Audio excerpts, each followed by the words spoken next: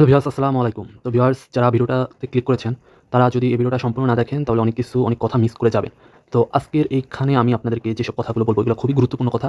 তো এই কথাগুলো যদি আপনারা মনোযোগ দিয়ে শুনেন তাহলে আপনারা এখান থেকে ধরুন আপনারা যারা ফরেক্স ট্রেডিং করেন বা বাইনারি ট্রেডিং করেন তারা কিন্তু ধরুন উপকৃত হতে পারবেন।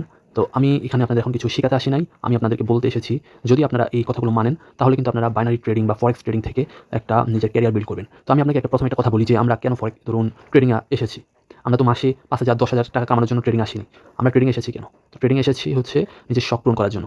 যেমন কারো বাইক নাই, কারো আইফোন নাই বা কারো ধরুন যেকোনো একটা লাখ টাকা কামাইতে চায়। তো এইজন্য কিন্তু এসেছি, বা ট্রেডিং থেকে একটা বিশাল পরিমাণ টাকা ইনকাম করার পরে বিজনেস দেওয়ার জন্য। তো আমরা ট্রেডিংকে তো আমরা ধরুন ক্যারিয়ার হিসেবে নেওয়ার জন্য আসিনি। তো এটা বুঝতে হবে যে ট্রেডিং থেকে যদি আপনারা একটা বিগ পরিমাণ ডলার আর্ন করেন তাহলে আপনারা এখানে ধরুন ক্যারিয়ার হিসেবে নিতে পারবেন। আর হচ্ছে ক্যারিয়ার হিসেবে নিতে গেলে কিন্তু আপনাদের সাইকোলজিক্যাল বা স্ট্রং থাকতে হবে। তো শুরুতেই কিন্তু তার জন্য কিন্তু একটা আপনাদের স্ট্র্যাটেজি লাগবে। তো বিখ্যাত ট্রেডাররা ধরুন স্ট্র্যাটেজি ছাড়া কিন্তু তারা কোটিপতি, মিলিনিয়ার হয় নাই। তো ধরুন যেমন জর্জ সরোস, তিনি হচ্ছে ধরুন তার নিজস্ব ধরুন ট্রেডিং স্ট্র্যাটেজি আছে। বা হচ্ছে ধরুন স্টক মার্কেটের বেস্ট ট্রেডার হচ্ছে ওয়ারেন বাফেট। তো ওয়ারেন বাফেটও কিন্তু ধরুন তারও স্ট্র্যাটেজি রয়েছে। আর আপনার স্ট্র্যাটেজি দেখতেছেন আপনারা, সাপোর্ট রেসিস্ট্যান্ট বা যত স্ট্র্যাটেজিগুলো আপনারা এতদিন ধরে দেখতেছেন, এটা কোনো না কোনো মানুষ তো তৈরি করেছে, আসেনি। এটা বিখ্যাত ট্রেডারদের থেকে ধরুন ট্রেডারদের স্ট্র্যাটেজিগুলো কিন্তু তারা শেয়ার করেছে বইয়ের মাধ্যমে। তো সেই স্ট্র্যাটেজিগুলো দিয়ে কিন্তু আমরা এখন পর্যন্ত ট্রেড করি। কিন্তু আমাদের নিজস্ব স্ট্র্যাটেজি যদি না থাকে, আমি আপনাকে গ্যারান্টি দিয়ে বলতে পারবো, যদি আপনার স্ট্র্যাটেজি না থাকে তাহলে আপনারা কিন্তু ট্রেডিং থেকে ভালো কিছু করতে পারবেন না। তো আপনাদেরকে প্রথমত স্ট্র্যাটেজি তৈরি করতে হবে। তো আপনার মাস্ট বি স্ট্র্যাটেজি না তৈরি করলে আপনারা ট্রেডিংয়ে কখনোই টিকে থাকতে পারবেন না। আর হচ্ছে আপনার নিজস্ব স্ট্র্যাটেজি ছাড়া আপনার কখনোই ট্রেডিং থেকে ধরুন বাইক কিনতে পারবেন না, ট্রেডিংয়ের টাকা দিয়ে বাইক কিনতে পারবেন না, ধরুন আইফোন কিনতে পারবেন না, গাড়ি কিনতে পারবেন না, বাড়ি করতে পারবেন না। তো তার জন্য কিন্তু আমাদের ট্রেডিং করার আগে আপনাদেরকে স্ট্র্যাটেজি তৈরি করে ফেলতে হবে। তো ট্রেডিংয়ে স্ট্র্যাটেজি তৈরি করতে গেলে আপনাদেরকে আমি কিছু ছোটোখাটো টিপস দিব। তো এই টিপসগুলো যদি ধরুন এই কথাগুলো যদি মাথায় রাখেন তাহলে কিন্তু আপনারা ট্রেডিং থেকে ভালো কিছু করতে পারবেন। তো আমি নিজস্ব স্ট্র্যাটেজি তৈরি করার চেষ্টা করছি, কিন্তু আমি অন্যান্য ট্রেডারদের মতো হাজার স্ট্র্যাটেজি কিন্তু আমি আপনাদেরকে শেয়ার করি না। আমি কিন্তু অসংখ্য স্ট্র্যাটেজি পারি। তো এগুলো দিয়ে আমি দেখছি কোনো কাজে আসে না। তো একটা প্রফিট হয়, তারপর এটা যেই কল সেই মাথা। তো সেই হিসাবে আমি নিজস্ব স্ট্র্যাটেজি কিছু তৈরি করে রেখেছি। তো এগুলো কিন্তু আমার স্ট্র্যাটেজির কাজ কিন্তু আপনারা করতে পারবেন না। তো আপনার নিজস্ব স্ট্র্যাটেজি লাগবে। তো আমি দেখছেন আপনারা ব্যাক টেস্ট কীভাবে করবেন, যে আপনার প্রথমত যদি পকেট অপশন অ্যাকাউন্ট খোলেন, তো পকেট অপশন অ্যাকাউন্ট খোলার পরে বা ফরেক্স ট্রেডিংয়ে যারা ট্রেডিং করছেন, তো তারাও কিন্তু নিজস্ব স্ট্র্যাটেজি তৈরি করতে পারেন। তো আমি আজকে বাইনারি ট্রেডিং এর কথা বলছি। আমার বাইনারি ট্রেডিং ধরুন আমার প্রিয় আরকি। তো এখানে খুব অল্প টাইমে প্রফিট করা যায়। তো অনেক ধৈর্য ধরে ট্রেডিং করতে গেলে হচ্ছে ফরেক্স, যারা ধরুন অনেক ভেবে চিন্তে করতে চান তারা হলো ফরেক্স ট্রেডিং। তো ফরেক্স নিয়ে ভিডিও আছে আমার চ্যানেলে। তো এখন আমি আপনাদের বলি, তো স্ট্র্যাটেজিক কাজ করতে গেলে আপনাদের অবশ্যই রিয়েল মার্কেটে ট্রেড করতে হবে। আর হচ্ছে আপনাদের একটা পেয়ারে ট্রেড করতে হবে। একটা পেয়ার। তো একটা পেয়ার বলতে যেমন euro USD pair, real market USD pair যদি আপনি ট্রেড করতে চান সেটা করবেন। যে কোনো একটা পেয়ারকে মাস্টার করে ফেলতে হবে, যেমন একটা পেয়ার। তো আমি আমার পেয়ারটা হচ্ছে ইউরো ইউএসডি পেয়ারে আমি ট্রেড করব। তো আমি সার্চ করি ইউরো ইউএসডি। তো ইউরো ইউরো ইউএসডি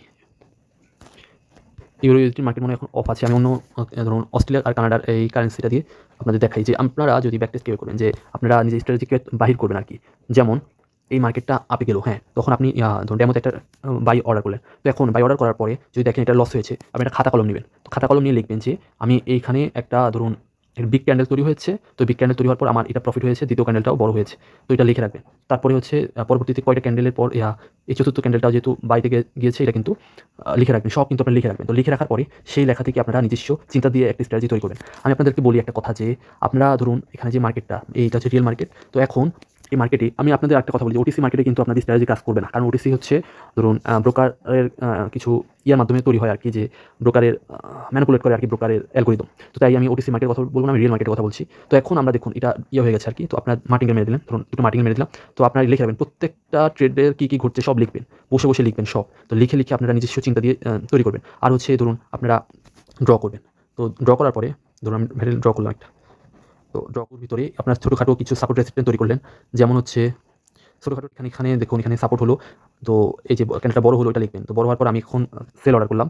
তো আমি আপনাদের একটা কথা বলি, যে ধরুন ট্রেডিংটা হচ্ছে একটা সেন্টিমেন্টের খেলা আর কি। সেন্টিমেন্ট এটা বিভিন্ন ট্রেডারদের থেকে কিন্তু মার্কেট আপ ডাউন করে। কেউ বাই অর্ডার করলে মার্কেট আপে যায়, সেল অর্ডার করলে ডাউনে আসে। মানে হচ্ছে কেউ ডলার কেনার পরে যত বায়ার্স থাকে, তো ডলার কেনার পরে সেটা উপরে চলে যায়, আর যখন বায়ার্সরা সেল করতে থাকে তখন এটা ডাউনে যেতে থাকে। আর মাঝখান দিয়ে কিছু ছোটো ছোটো ট্রেডাররা উল্টাপাল্টা ট্রেড করে লস করে। তো আপনারা দেখছেন দুটো আমার ট্রেড লস হয়েছে। তো আপনারা লিখবেন যে এই কারণে লস হয়েছে, আমি পরবর্তীতে আরেকটা তৈরি করবো আর কি। আমি এখন ধরুন উল্টা করে মেরে দিলাম, ক্যান্ডেলটা বড় হওয়ার পরে আমি এখন ডাউনে ট্রেড করলাম। তো এটা যদি আপনাদের লস হয় সেটাও লিখে রাখবেন, যে আমি এখানে নেওয়ার পরে লস হয়েছে, এখন মার্টিঙ্গেলও মারার পরে লস হয়েছে, তখন আপনারা নতুনভাবে আবার এন্ট্রি নেবেন। তো প্রত্যেকটা ক্যান্ডেলকে নিজস্বভাবে চিন্তা দিয়ে তৈরি করবেন। প্রত্যেকটা ক্যান্ডেল কীভাবে চলছে, কীভাবে কী করছে, কীভাবে মানুষের সেন্টিমেন্ট তৈরি হচ্ছে, তো এটা কিন্তু নিয়ে চিন্তা করবেন। এখানে যে আপনার ক্যান্ডেলগুলো দেখছেন, এটা রিয়েল মার্কেটে কত বিলিয়ন ডলার কিন্তু এখানে লেনদেন হয়।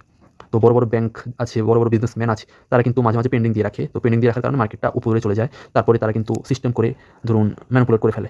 তো তার জন্য কিন্তু ধরুন আপনারা নিজস্ব স্ট্র্যাটেজি তৈরি করবেন এবং তাদের সাথে তাল মিলিয়ে আপনাদের আপনারাও ট্রেড করবেন। তো তার জন্য স্ট্র্যাটেজি তৈরি করতে হবে আপনাদের। তো যে প্রত্যেকটা মানুষের স্ট্র্যাটেজি ছাড়া কিন্তু মার্কেট সে কখনো টিকে থাকবে না। কারণ হচ্ছে মার্কেটে আপনি যদি প্রফিট করেন, আরেকজন কিন্তু লস করবে।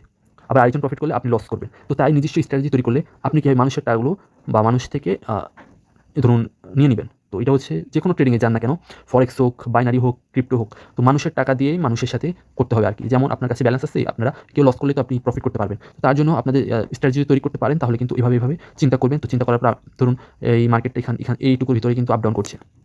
তো কোন টাইমে কোন টাইম ফ্রেমে আপ ডাউন করলো এগুলো লিখে রাখবেন। তো লিখে রাখার পরে আপনারা চিন্তা করে স্ট্র্যাটেজি তৈরি করবেন। তো স্ট্র্যাটেজি একবার আপনাদের একটা স্ট্র্যাটেজি কাজ করে যায়, ক্লিক হয়ে যায়, তাহলে কিন্তু আপনারা দেখবেন এই স্ট্র্যাটেজি দিয়ে আপনারা কত টাকা আর্ন করতে পারছেন। তো তার জন্য কিন্তু স্ট্র্যাটেজি তৈরি করতেই হবে। তো আমি ভিডিওটা বড় করে ফেলেছি প্রচণ্ড। তো আপনাদের আরেকটা ছোটো করে সংক্ষিপ্তভাবে এখন বলে দিচ্ছি যে আপনারা প্রথমত অ্যাকাউন্ট খোলার পরে ব্যাক টেস্ট করবেন। তো আপনারা কীভাবে যে আপনারা এই ডেমো ব্যালেন্সটা দিয়ে, তো ডেমো ব্যালেন্সের ধরুন লস করে ফেলবেন। প্রথমে লস করার পর $100 রাখবেন। তো $100 রাখার পরে তখন আপনারা কী করবেন যে তো আপনারা করবেন হচ্ছে যে আপনারা একটা খাতা নেবেন, কলম নেবেন। তারপরে আপনারা চিন্তা করবেন, ট্রেড করবেন। মার্কেটটা এইটুকু গেলেও আমি কি বাই করবো না সেল করবো, এটা লিখবেন। তো লেখার পরে তো আপনারা চিন্তা করবেন যে আমি এখন আমার মনে হচ্ছে মার্কেটটা ডাউনে যেতে পারে। তো কী কারণ ডাউনে গেলেও আপনি সেটাও লিখবেন।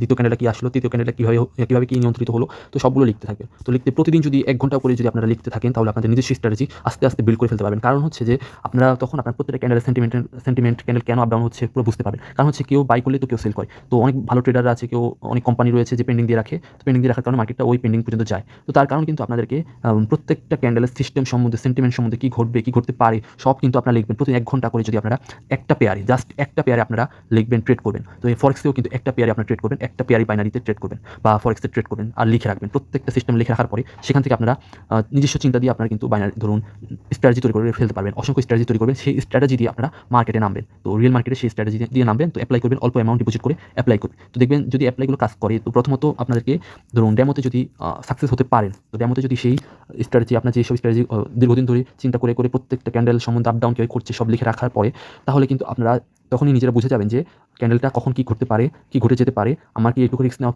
কি উচিত না, এটা কিন্তু আপনারা বুঝে যাবেন। আর এটা বুঝে গেলেই কিন্তু আপনারা দেখবেন কম রিস্ক নেবেন বা সলিড ট্রেড করতে পারবেন। তো টাইম ম্যানেজমেন্ট অবশ্যই 5 মিনিটের দিবেন। তো স্ট্র্যাটেজিগুলো কাজ করে কিন্তু 5 মিনিটে।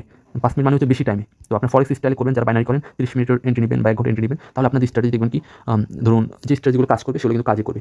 তো স্ট্র্যাটেজি এমনভাবে তৈরি করবেন যেন অ্যাকুরেসি থাকে হচ্ছে 70-80% পর্যন্ত।